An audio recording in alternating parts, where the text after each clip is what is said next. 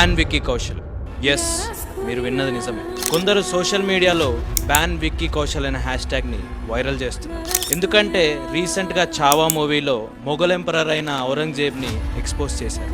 ఈయన గురించి మన హిస్టరీ బుక్స్లో మూవీలో చూపించినట్టుగా ఉండదు. ఈయన గొప్పోడు మాత్రమనే ఉంటుంది. బట్ ఎప్పుడైతే మూవీ రిలీజ్ అయిందో చాలా మంది ఒపీనియన్ మారిపోయింది. విషయం ఎంత దూరం వరకు వచ్చిందంటే మహారాష్ట్రలో ఉన్న ఔరంగజేబ్ యొక్క సమాధిని తీసేయాలని పెద్ద ఎత్తున గొడవలు జరుగుతున్నాయి. అసలు ఈ గొడవలేంటి, ఈ గొడవలకి చావా మూవీకి ఉన్న లింక్ ఏంటో ఈ వీడియోలో మాట్లాడుకుందాం. अख्तरबाजी की है, गाड़ियां फोड़ी है, घरों तक आग लगाई है, गांधी बाग सहकारी बैंक उस पर पत्थरबाजी किया। इस मुख्यमंत्री जी से मेरी मांग है कि जिन्होंने ये सब किया प्लानिंग के साथ, उन सभी को कड़क शासन होना चाहिए, ऐसी मेरी मांग है. చావా మూవీ తర్వాత ఔరంగజేబ్ చేసిన దారుణాలన్నీ బయటపడ్డాయి. అప్పటి వరకు ఔరంగజేబ్ చాలా మంచోడు అనుకున్న ఇండియన్స్ మనసు మార్చుకున్నారు. అండ్ ఈ మూవీ తర్వాత మహారాష్ట్రలో విశ్వ హిందూ పరిషత్ అండ్ బజరంగ్ దళ్ వాళ్ళు ఔరంగజేబ్ యొక్క సమాధిని తీసేయాలని ప్రొటెస్ట్ స్టార్ట్ చేశారు.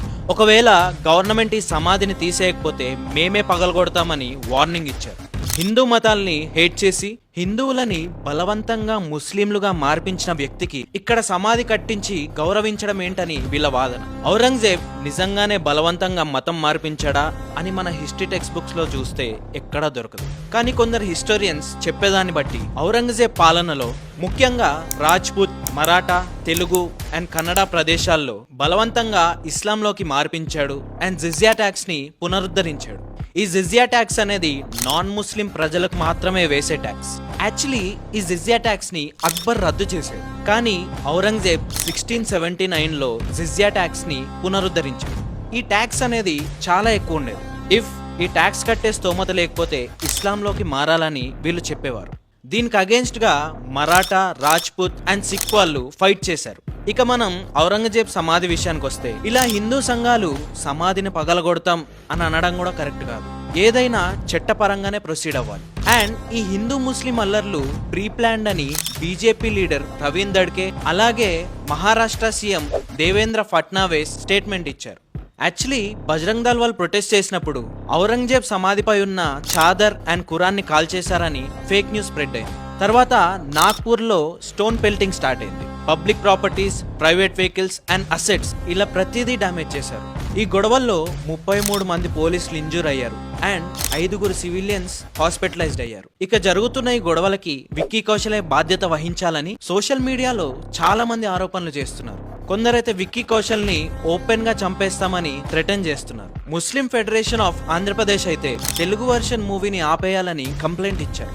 సమాజ్వాదీ పార్టీకి చెందిన ఎమ్మెల్యే అబూ ఆజీ ఇదొక వర్స్ట్ మూవీ అని స్టేట్మెంట్ ఇచ్చాడు. ఎందుకంటే ఔరంగజేబ్ ని నెగిటివ్ గా చూపించారని, ఔరంగజేబ్ హిందువుల కోసం చాలా మంచి పనులు చేశారు అండ్ గుళ్ళు కూడా కట్టించాడని చెప్పాడు.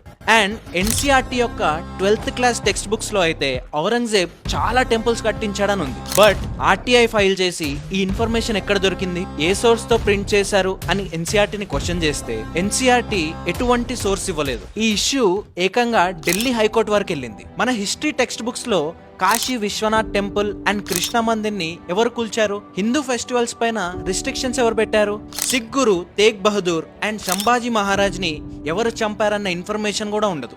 జిజియా ఇంపోజిషన్ అగేన్స్ట్ గా ప్రొటెస్ట్ చేసిన వాళ్ళని ఏనుగులతో తొక్కిచ్చి చంపేశాడు. హిస్టరీ టెక్స్ట్ బుక్స్ లో ఇవన్నీ దాచి ఔరంగజేబ్ ని గ్లోరిఫై చేయడం మాత్రమే ఉంటుంది. ఔరంగజేబ్ దగ్గర ఉండే హిస్టోరియన్స్ అతన్ని ఒక ముస్లిం హీరో అండ్ గాజీ అని పిలిచేవారు. గాజీ అంటే నాన్ ముస్లిం ని చంపేవాడని అర్థం.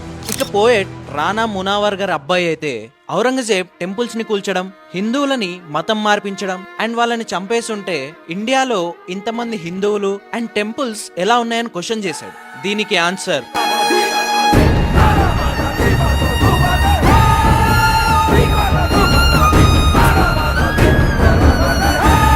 ఇక నాగ్పూర్ వైలెన్స్ విషయానికి వస్తే ఖురాన్ అండ్ ఔరంగజేబ్ సమాధి పైన ఉన్న చాదర్ ని ఎవ్వరూ కాల్చలేదు. ఎవరో కావాలని ఫేక్ న్యూస్ ని స్ప్రెడ్ చేసి గొడవలు స్టార్ట్ చేశారు. అండ్ ఈ అల్లర్లలో ఇన్వాల్వ్ అయిన ముస్లిమ్స్ లోకల్స్ కాదంట, వీళ్ళందరూ బయట నుండి వచ్చారని అక్కడ లోకల్స్ చెప్తున్నారు. ఈ అల్లర్లకు సూత్రధారి అక్కడ మైనారిటీ డెమోక్రటిక్ పార్టీకి చెందిన ఫాహిం ఖాన్ అని గుర్తించి అరెస్ట్ చేశారు. ఇతనిపై దేశద్రోహం కేసుని నమోదు చేశారు. కానీ దీనికి విక్కీ కౌశల్కి ఏం సంబంధం లేకపోయినా అతని రెప్యుటేషన్ పాడు చేసేలా సోషల్ మీడియాలో పోస్టులు పెడుతున్నారు. సో దీనిపైన మీ ఒపీనియన్ ఏంటో కామెంట్ చేయండి అండ్ మన ఛానల్ని సబ్స్క్రైబ్ చేయండి. Thank you.